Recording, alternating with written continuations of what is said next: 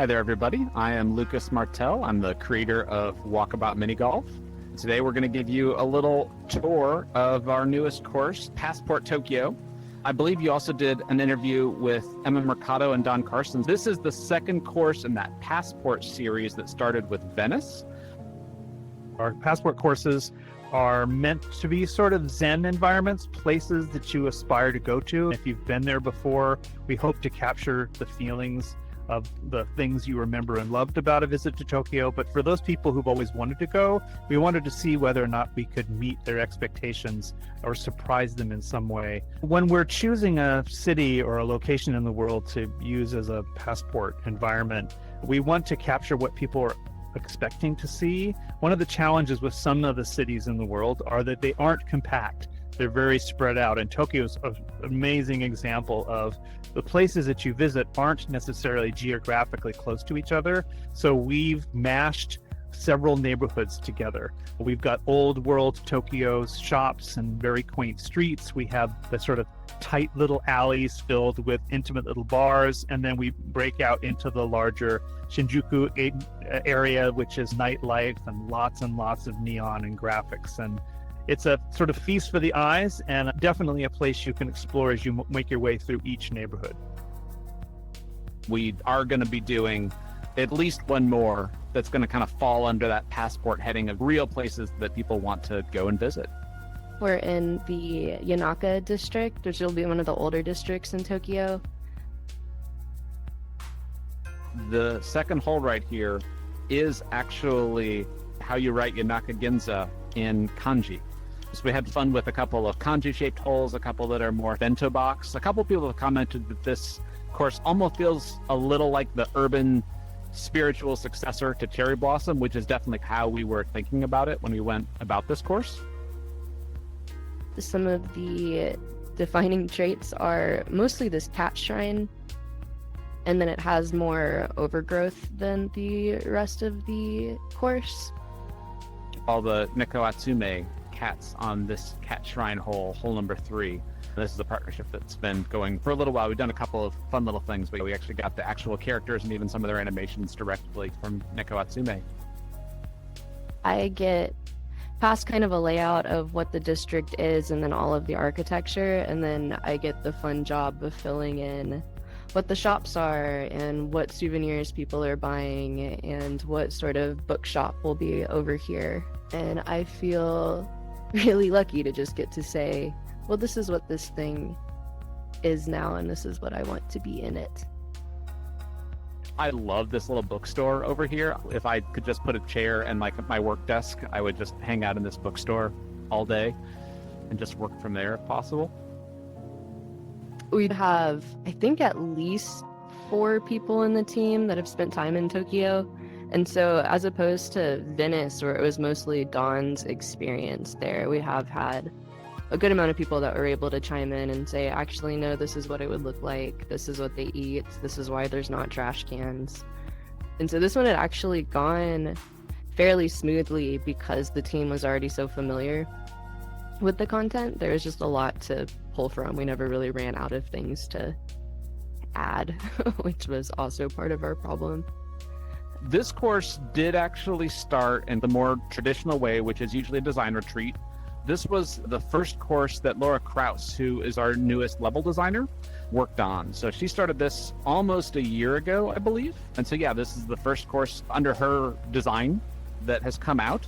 And before Laura joined, that was really just me, Don, Carson, and Henikachi, who would kind of get together and we would hash out just a few courses. Usually we do about one a day on average. That basically means that we gray box it out. We say, okay, we want to do Tokyo. We do some research. We kind of come up with the areas that we're wanting to focus on. And we'll do just a very, very rough gray box layout in Gravity Sketch. And so with this, we didn't have any of the holes designed. All we had was sort of like the Yanaka district, the alleyway coming up right here, and then Shinjuku, which is the final kind of third district leading up to the Hanzono Shrine. So we laid all that out. We kind of created the Walkabout Path. It's like a yellow line that goes through this gray box so that we can actually see where people are going to be traveling on this. And usually we drop a couple of hole numbers on there as well, just to get a general sense. Here about is hole number 9, here's hole number 10, that sort of thing. Here is the Omoide district. And in here, we're focusing primarily on the food stalls and then decorations that you would see within the alley. I won't use the colloquial term for this place. Primarily like the cherry blossoms and the different hanging graphics and shops. Tons of food shops, this really, really tight, kind of a touristy place, and it's something that a lot of people think of when they're thinking about Tokyo. Then after the bar, on our way home, we stopped to get some takoyaki to soak it up. And then in here, we have some of the traditional toppings and sauces. We tried to hit on the cooking methods with the sticks and the cast iron molds. I don't really love the idea of eating octopus, so I've added shrimp as an option. Then we start moving into the ramen stalls, again with food options for people that don't want meat ramen. We've got eggs, we've got veggies, we've got different sausages and chicken and fish balls and fish. Lots of vending machines everywhere for drinks and snacks. It takes a village to do the work that we do.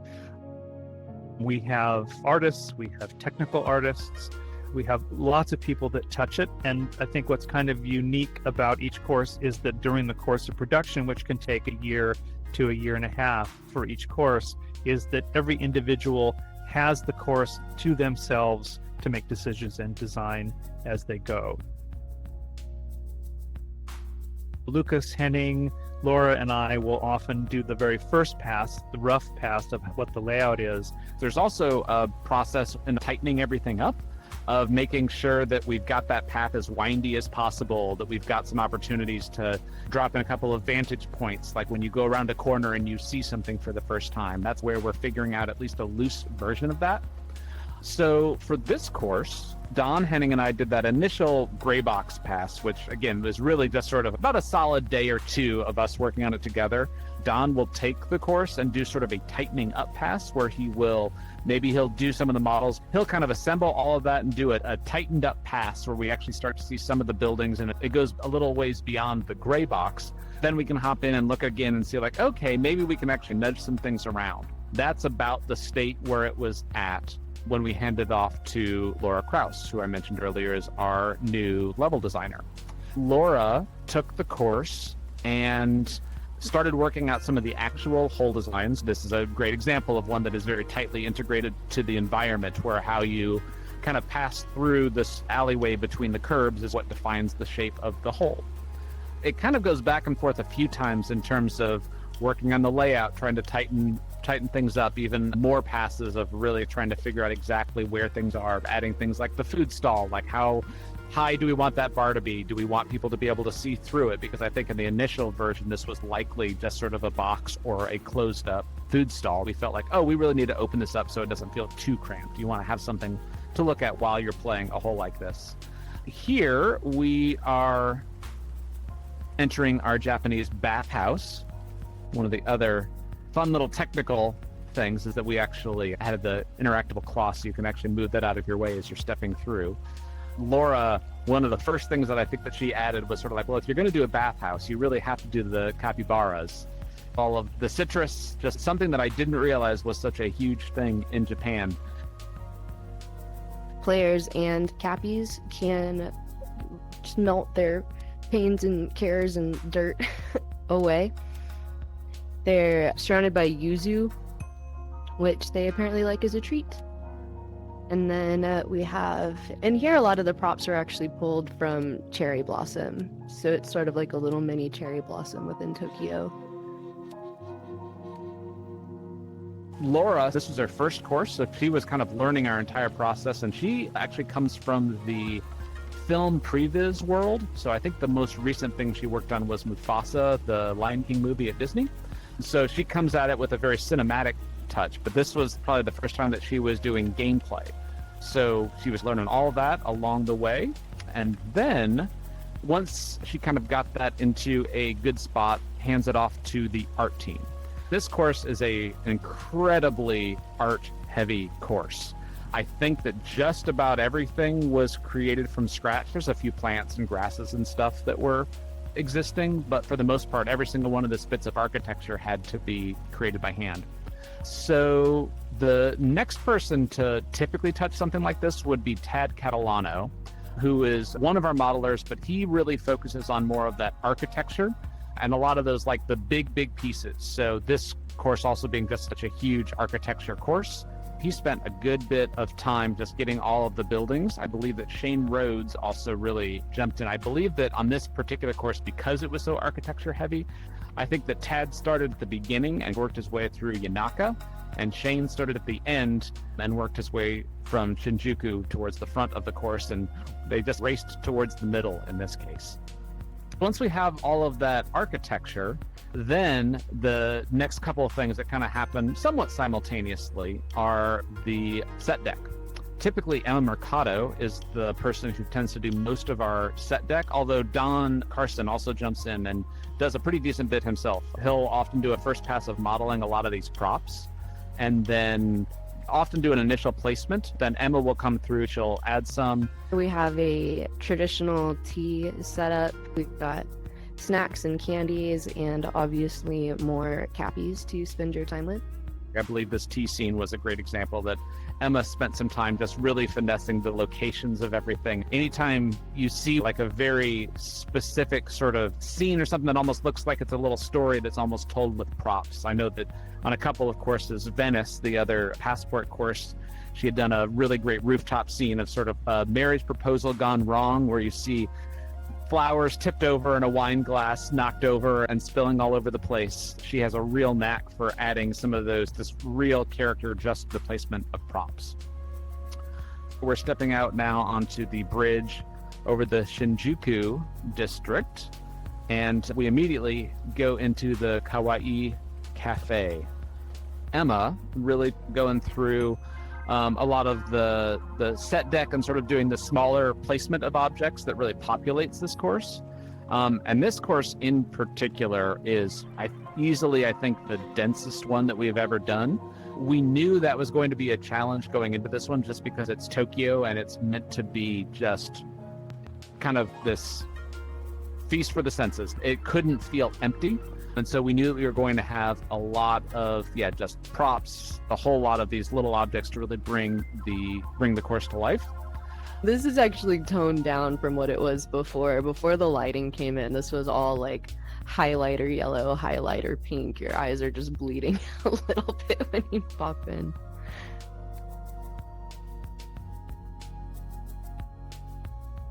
In a fun way.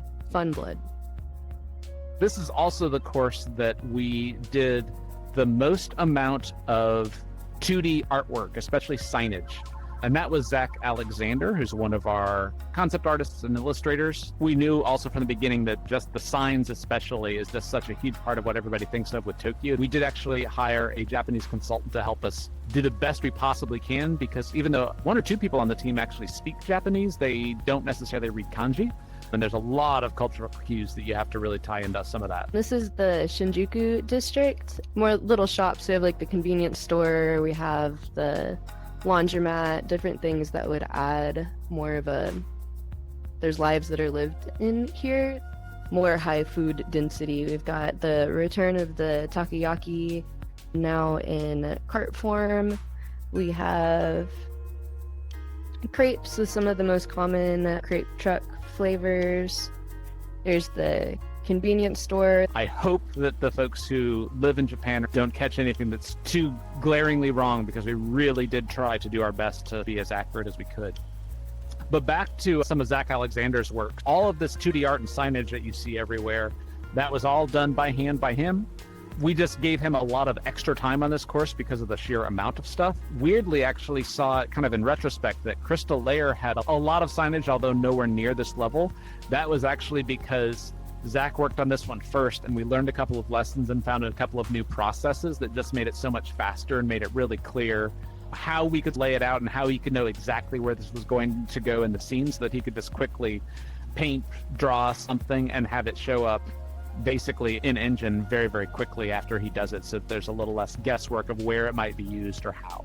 That was especially important with this course because all those signs are kind of pointing to like, oh yeah, this is pointing to businesses that might be on one of the other floors or something like that. We knew we were going to do sushi and they were like, we got to take it up a notch. We actually tried really, really hard to get the hole to actually play on top of this conveyor belt. And I wish we'd been able to keep that in there, but it just got really confusing and there were just so many technical problems with it that ultimately that was one of the things that we lost as we were going through.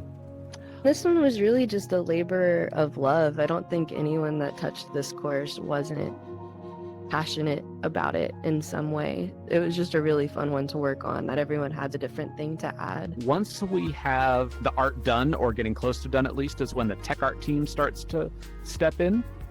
In this case, it usually starts off with Ryan Sizemore, who takes an early pass at stuff. I believe that he was responsible for a good bit of the initial rain passes, adding the puddles everywhere. Again, this is hard mode that you're looking at. Flashing lights are all kind of a bit of a technical process.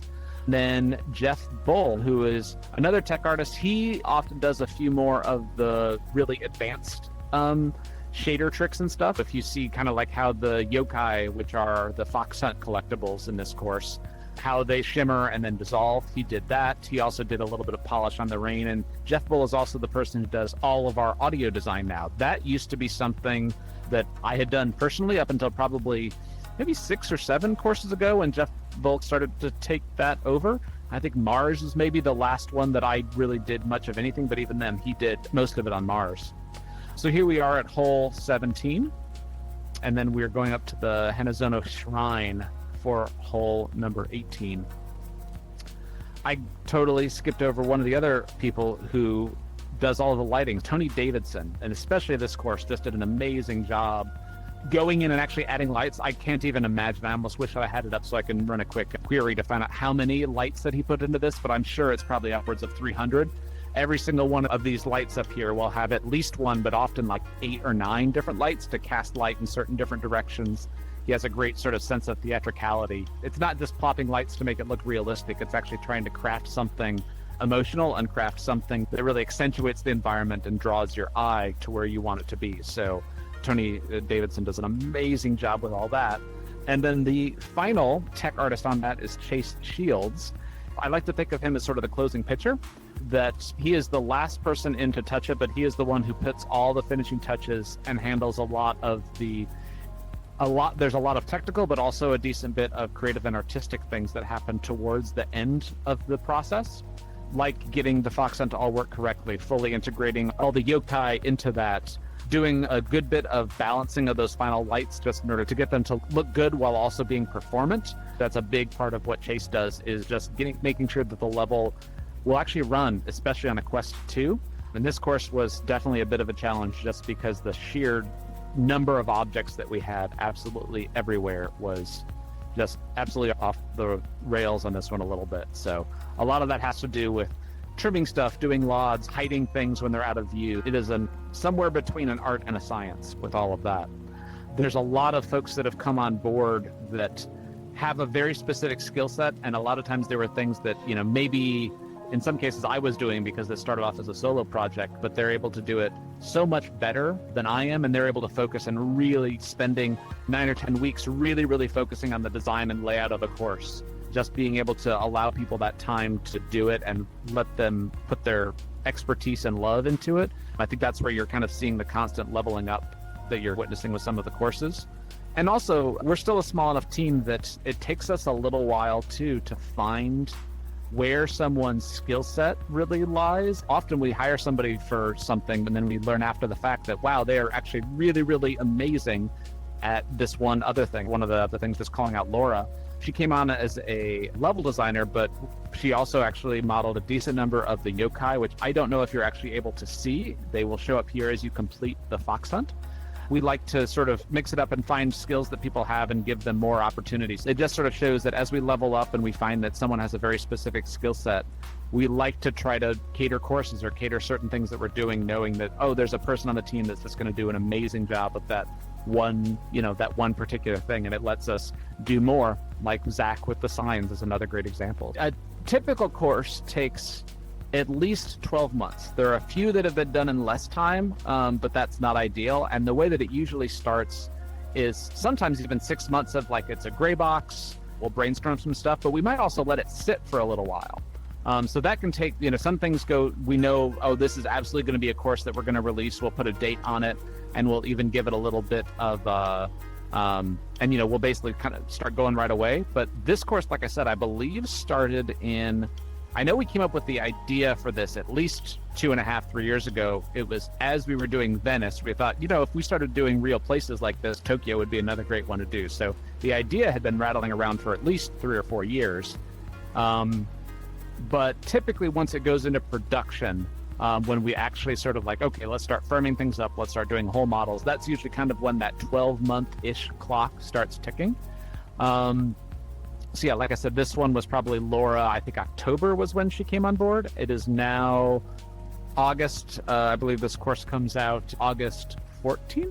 We have a list of courses that we're working on now that we're at least rattling around that go well into 2027. I think the January of 2027 course we just started about 2 or 3 months ago with some general ideas. That one might sit for another month or two before we get back to it. We're working a good 18 months out in advance. And the team does have to juggle and hop around because that means at any given time, we've got about, 8 to 10 courses, I would say, in some state of active development. They might go on ice for just a few weeks while people are working on other stuff. There's a lot of just managing the trains, and also a big call out to Jeremy Wynn, who is our art producer and manages a lot of the course production in terms of like how all those people are flowing onto and off of different courses at what times, what they're focusing on, really kind of like taking everything through the paces to get all these courses.